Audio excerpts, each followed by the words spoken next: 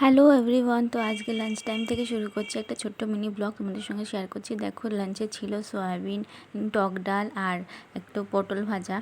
আর দেখো, পটল ভাজা খেয়ে তোমাদের দেখাচ্ছি। এরপরে আর কি বলবো, খাওয়া দাওয়া শেষ করে আমি এই যে চলে এসেছি বাচ্চার জন্য খাবার বানাতে, তো তোমাদের সঙ্গে সেটাই শেয়ার করছি। দেখো, খাবার টাবার বানিয়ে আর কি বলবো, এত ঘুম পাচ্ছিল, ঘুমের মধ্যে চলে গেছিলাম, মানে ঘুমাতে চলে গেছিলাম। তারপরে উঠেই অমনি দেখো চা বানাতে শুরু করেছি। এটা কিন্তু চা, আগেরটা কিন্তু খাবার ছিল বাচ্চার জন্য।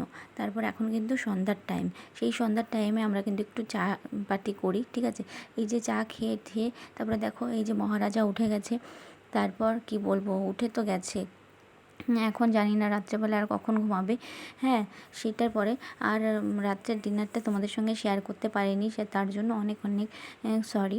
তারপর দেখো, আমরা দুজনে মিলে একটুখানি খেলা করছিলাম, সেটাই তোমাদের সামনে দেখাচ্ছি। দেখো আমরা কী সুন্দর খেলা করছি, ও চুপচাপ বসে আছে। আর এখন এই দেখো রাত্রেবেলা হয়ে গেছে, কিন্তু এখন কিন্তু অনেক রাত, 12টা বাজে। আর আমার অবস্থা তোমরা তো দেখো পাগল হয়ে যাবে। দেখো, মঞ্জুলিকা করে দিয়েছে আমাকে। এরকম ব্লগ দেখার জন্য আমার পাশে থাকো।